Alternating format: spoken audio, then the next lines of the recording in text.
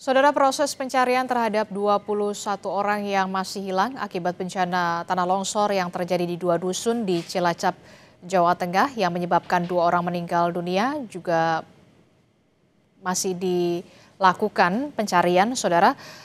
Kami akan mencoba untuk menghubungi Kepala Pusat Data Informasi BNPB, Pak Abdul Muhari, melalui sambungan telepon untuk mengetahui bagaimana informasi terkini penanganan bencana tanah longsor di dua dusun di Cilacap, Jawa Tengah. Selamat pagi, Pak Abdul Muhari. Selamat pagi, Mbak. Ya, Pak Abdul Muhari, bisa Anda informasikan saat ini apa saja yang sudah dilakukan oleh BNPB dalam hal penanganan bencana tanah longsor di dua dusun di Cilacap yang menyebabkan 2 orang meninggal dunia, sementara 21 orang lainnya masih hilang, Pak Abdul Muhari. Ya, seperti tadi disampaikan oleh BPBD, fokus kita dalam 2 hari ke depan, kita harapkan tidak sampai 2 hari ya. Dalam 1-2 hari ini adalah pencarian 21 korban hilang ini. Ada di 7 korban di Tarukahan dan 14 jiwa di Cibuyut. Ini posisi lokasinya itu jelas sehingga fokus tim pencari tidak tersebar.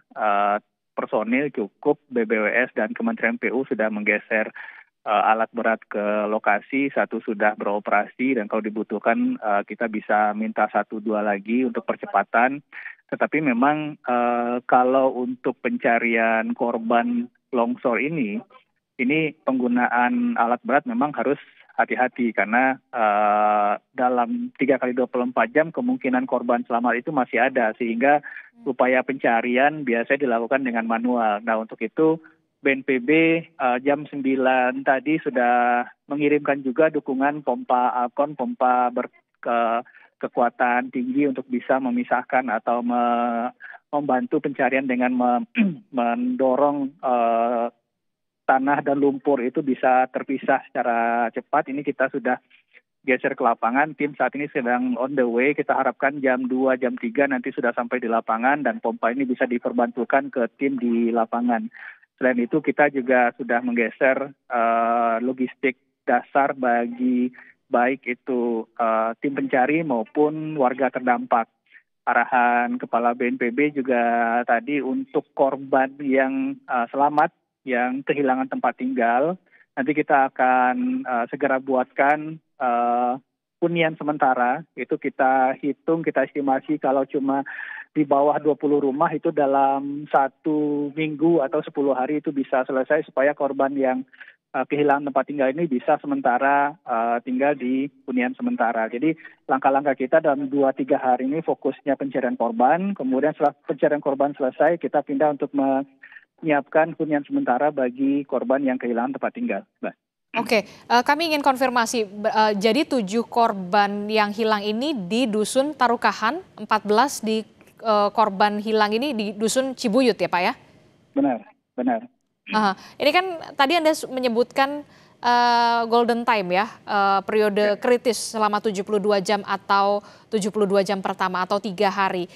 Total mesin pompa yang akan dikerahkan ini totalnya ada berapa, Pak?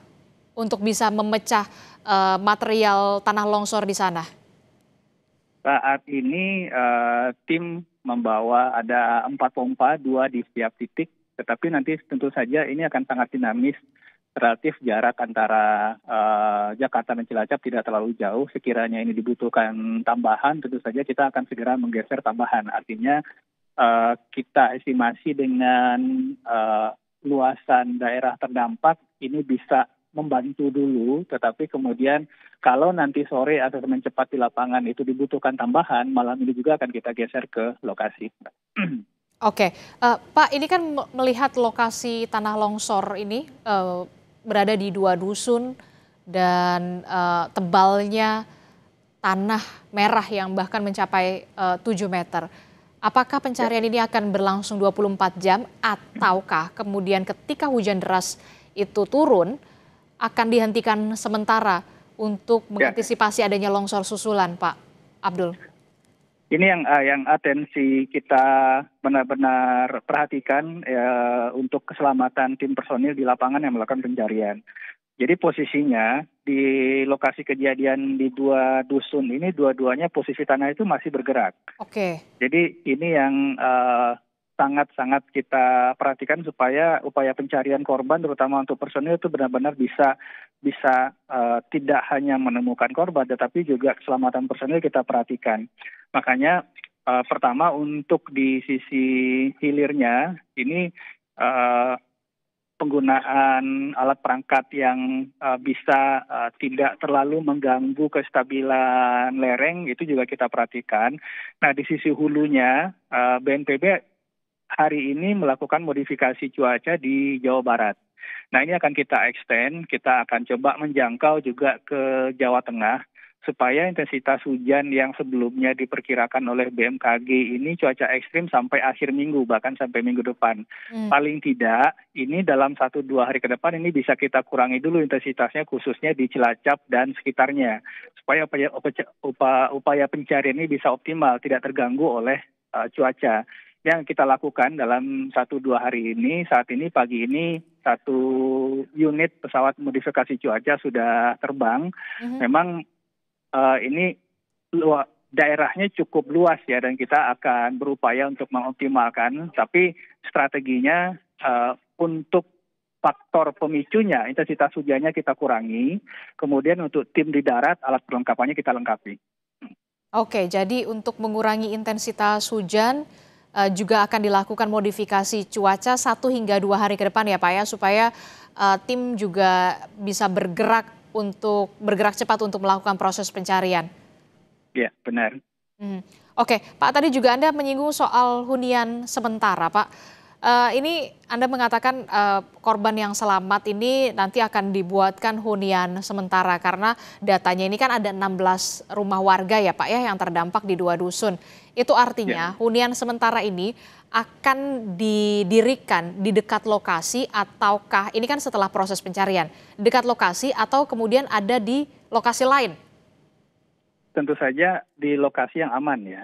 Artinya saat ini data kita itu ada 12 unit rumah rusak dan 16 unit rumah terancam. Terancam ini artinya masih ada di sekitar lokasi longsoran.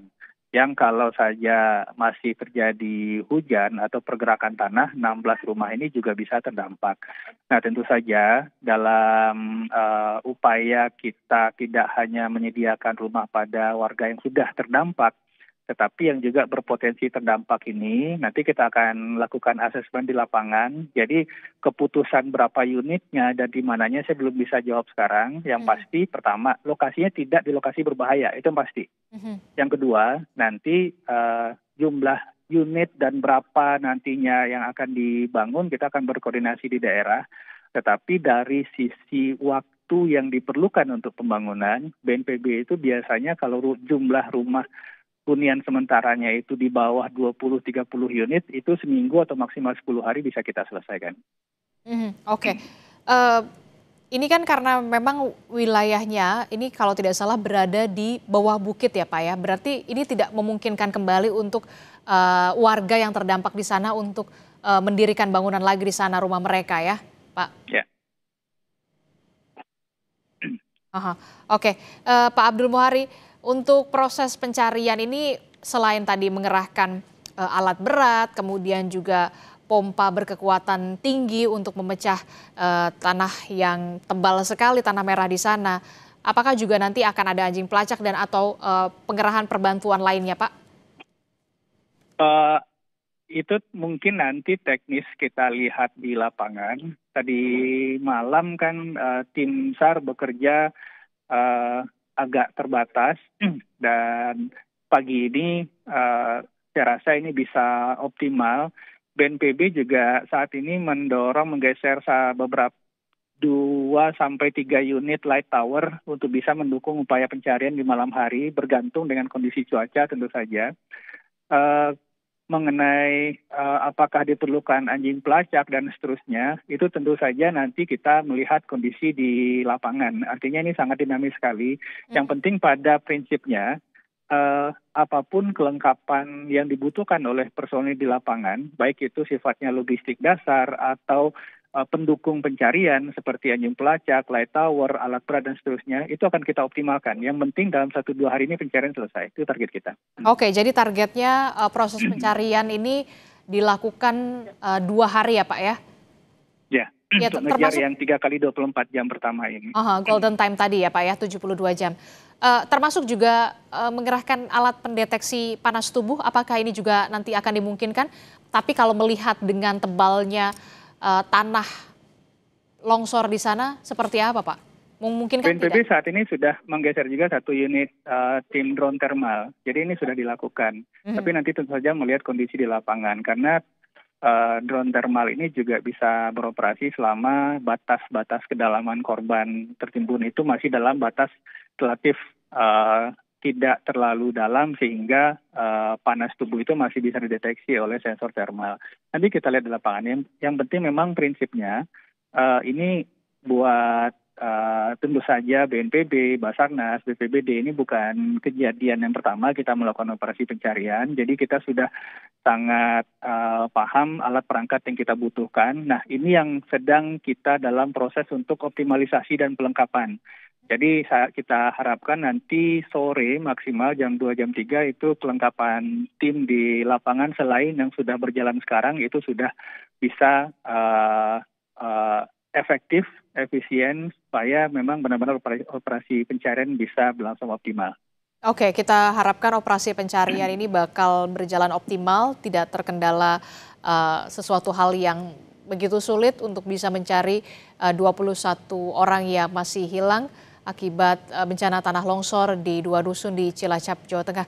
Terima kasih Kepala Pusat Data Informasi BNPB, Pak Abdul Muhari telah bergabung bersama kami melalui sambungan telepon di Breaking News Kompas TV. Terima kasih Bapak, sehat selalu. Terima kasih Mbak.